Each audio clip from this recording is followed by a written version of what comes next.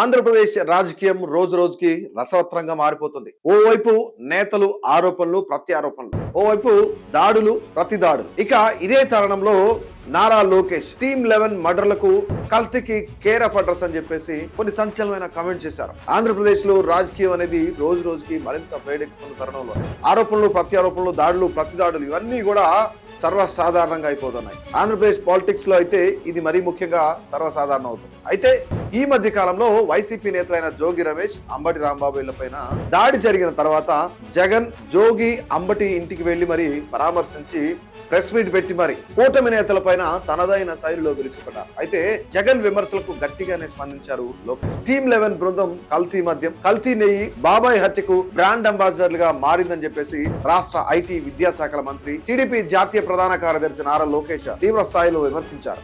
దేవుడిని అడ్డం పెట్టుకుని 250 కోట్ల రూపాయలు దోచుకున్నారని చెప్పేసి ఇప్పుడు కల్తీ నెయ్యి కేసులో క్లీన్ చిట్ వచ్చిందంటూ తప్పుడు ప్రచారం చేస్తున్నారని చెప్పేసి ఆయన మండిపడ్డారు. ఈ దుష్ప్రచారాన్ని సమర్థవంతంగా తిప్పికొట్టాలని ఆయన పార్టీ శ్రేణులకు దిశానిర్దేశం చేశారు. మంగళగిరిలోని టీడీపీ కేంద్ర కార్యాలయంలో నిర్వహించిన ఏదైతే బూత్ మేనేజ్మెంట్ వర్క్ షాప్ లో లోకేష్ పాల్గొన్నారు.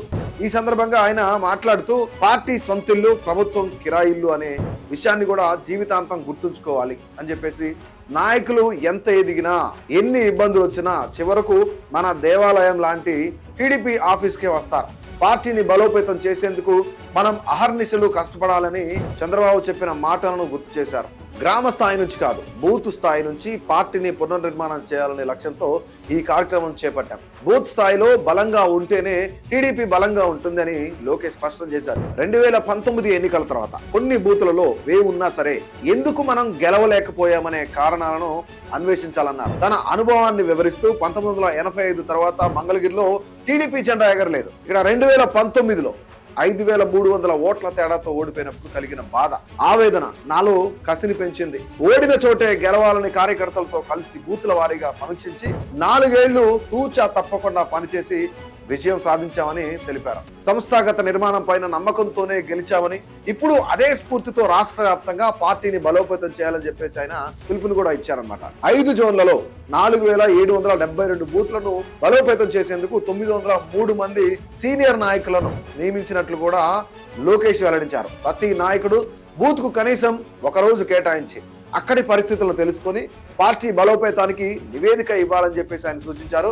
ఇకపై బూత్ పనితీరు పైన దాని ఆధారంగానే రాజకీయ భవిష్యత్తు కూడా ఉంటుందని చెప్పారు. కష్టపడి పనిచేసిన వారికే పార్టీలో పదవులు దక్కుతాయని అయితే ఆయన స్పష్టంగా చాలా క్లియర్ గా చెప్పారు. దీనిపైన పసుపు జెండా కోసం ప్రాణాలు త్యాగం చేసిన అంజిరెడ్డి తాత, మంజుల, చెన్నుపాటు గాంధీతో పాటు దాదాపుగా తోట చంద్రయ్య వంటి కార్యకర్తలే తనకు స్ఫూర్తి అని చెప్పేసి ఆయన అన్నారు. దేశానికి వస్తున్న పెట్టుబడుల్లో 25% ఏపీకే వస్తున్నాయి. విశాఖ ఉక్కును లాభాల్లోకి తీసుకొచ్చిన ఘనత డబుల్ ఇంజిన్ బుల్లెట్ ట్రైన్ సర్కార్ది. Visakha railway zone సాధించుకున్నాం.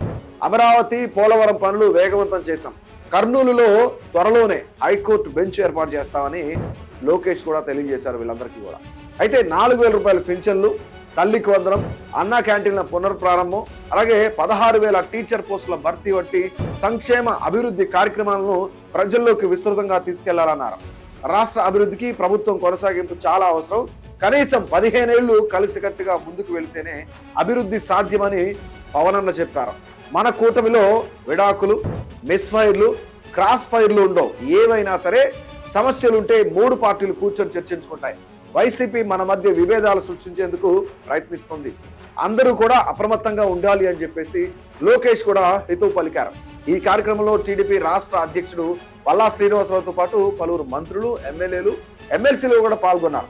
అయితే ముఖ్యంగా ఇక్కడ రీసెంట్ గా చంద్రబాబు నాయుడు అలాగే పవన్ కళ్యాణ్ ఇద్దరు కూడాను మీట్ అయినప్పుడు కూడా ఇదే ప్రస్తావన తీసుకొచ్చారు. అంటే కూటమిలో ఉన్న ఏదైతే పార్టీల మధ్య వైసీపీ రెచ్చగొట్టే ప్రయత్నం చేస్తుంది, కక్ష సాధింపు చర్యలు చేస్తా ఉంది, వీళ్ళందరినీ కూడా వీళ్ళిద్దరి మధ్య విభేదాలను సృష్టించడానికి ప్రయత్నం చేస్తుందని చెప్పేసి రీసెంట్ గా CM Chandrababu Naidu, deputy CM Pawan Kalyan కూడా దీనిపైన చర్చించుకున్నారు. సో ఓవరాల్ గా ఇప్పుడు లోకేష్ ఏదైతే అంటున్నారు అంటే మర్డర్లకు, కల్తీ నెయ్యికి, కల్తీ మద్యానికి, అసలు కల్తీకి కేర్ ఆఫ్ అడ్రస్ గా టీమ్ 11 ఉందన్న లోకేష్ మాటలకి మీరేం చెప్తారు? కామెంట్ చేయండి.